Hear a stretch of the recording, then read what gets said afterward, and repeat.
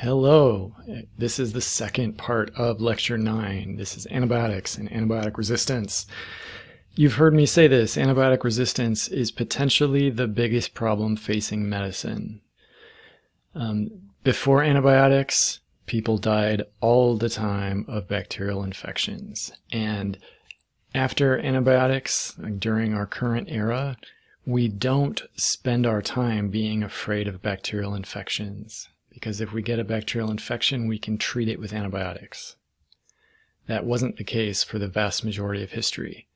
And antibiotic resistance is bringing us back to where we were before antibiotics. So in the future, if antibiotic resistance keeps getting worse at the same rate, there will be a time not too far in the future where we will all be very much afraid of bacterial infections because we won't be able to treat them.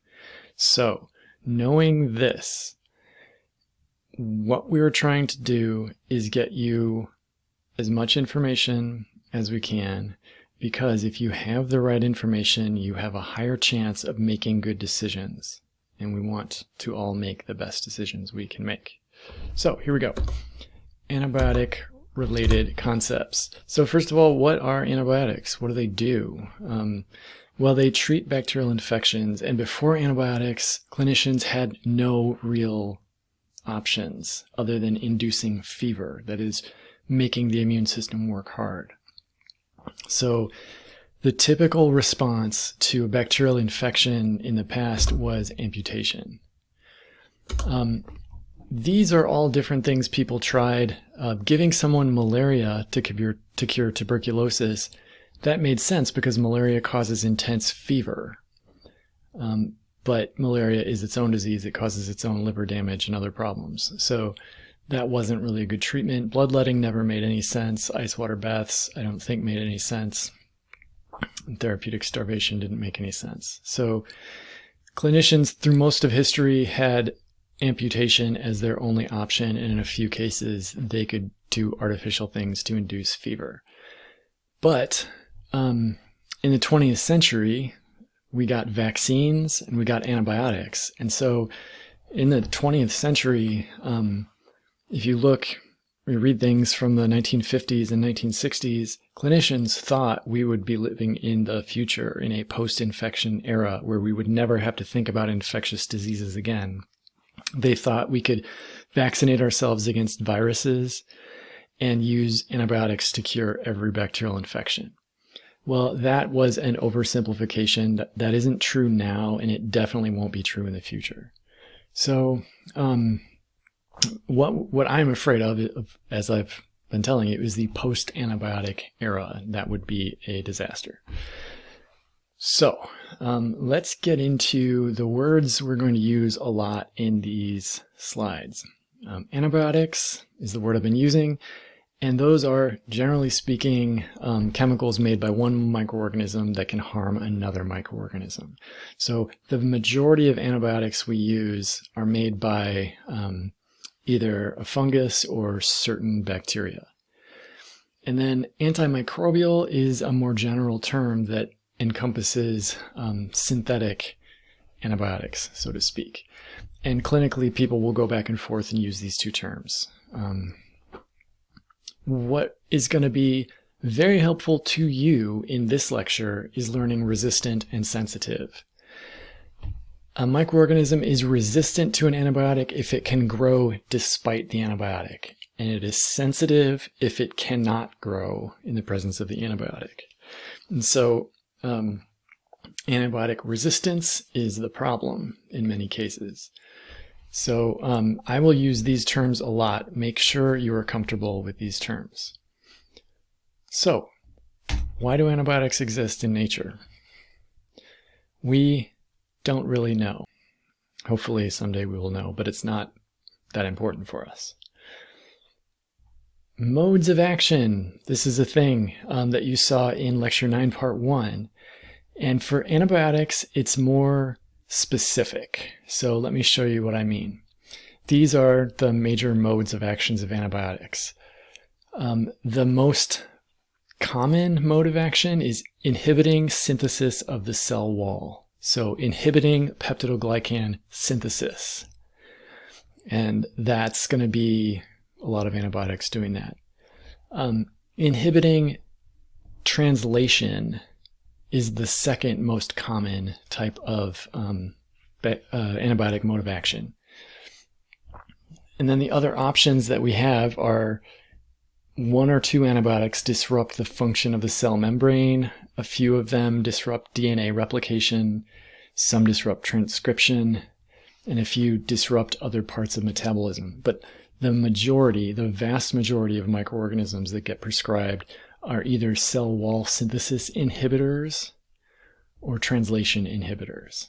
So if you're a clinician, do you need to know the mode of action when you prescribe an antibiotic? Do you need to know how it works? And the answer in a lot of cases is yes. For example, if this bacterium is infecting your patient and what it's doing is releasing protein toxins into the bloodstream, then a translation inhibiting antibiotic could be very useful because it will make the bacterium stop making that protein, because it can't. If translation is inhibited, it can't make proteins. So that's a thing that sometimes clinicians have to do, is mix a translation inhibitor with something else that is more likely to just kill the cell, because the translation inhibitor can slow down the pathogenic processes. That's just one example, but in some cases it can be very useful to know the mode of action. And then the last thing I want to cover in this first video is the spectrum of activity. And this is a really important concept for antibiotics. Antibiotics work in very specific ways, and that means they only work against very specific microorganisms. So this is a table that you'll see in a lot of textbooks that show different types of microorganisms. Here you have most gram-negative bacteria. Here you have most gram-positives. Here you have two different genera. Rickettsia, that's a genus. Chlamydia, that's a genus. Mycobacterium, that's a genus. And these three, Mycobacteria, Chlamydias, and Rickettsias, are hard to treat with antibiotics, and not all antibiotics work against them. Let me show you a few example spectrum of activities. We'll start down at the bottom with the penicillins. The original penicillin only worked against gram-positive bacteria. It still only works against gram-positive bacteria. But since then, new penicillins have been made. So modifications of the original penicillin molecule. Some of them can treat chlamydias. Some of them can treat some gram-negatives. Different types of antibiotics can treat gram-negatives. So polymyxin can treat some gram-negative infections. Streptomycin can treat some gram-negative infections and some mycobacterial infections. So if you don't know what's infecting your patient, but you know it's not like tuberculosis, and it's not a chlamydia, and it's probably not rickettsia, these all have fairly specific symptoms, or signs, I should say. So you would know whether to suspect a mycobacterium or a chlamydia or a rickettsia. If you don't know what's causing the infection, you want something that will cover gram-negatives and gram-positives. So what options do you have? Well, not streptomycin, not tobramycin, not polymyxin, not penicillin, or the sulfa drugs. The two options, or the best option, are the carbapenems. And you'll see that later in these slides, that they cover the largest number of bacteria. And so in emergencies, when you need a broad spectrum antibiotic, you need something that will cover a lot of different species. And that could be one of the cephalosporins that covers most of the gram-positives and some gram-negatives. Or in real emergencies, it could be a carbapenem that can cover almost all gram-positives and almost all gram-negatives. What about these two over here? Why don't carbapenems work against these two? Why don't penicillins work against all of these? These two pathogens are intracellular pathogens. They grow inside our cells. They hide very well from things like antibiotics. So any antibiotic that's going to kill a chlamydia or a rickettsia has to get into our own cells, into the cytoplasm to kill these. And the only antibiotics that do that really well seem to be the tetracyclines. The last thing I want to tell you about this is that this isn't a table that a prescribing doctor would look at. This isn't a source of information you could use to choose an antibiotic. This is a textbook figure that helps you understand what spectrum of activity means and gives you a general sense for each of the types of antibiotic of what its spectrum of activity is. But what you would need to know as a prescribing physician, if that's what you were, you would need to know each individual antibiotic that is commonly used and its exact spectrum of activity. Not gram-positive, but Staphylococcus, Streptococcus. You'd have to know which of those.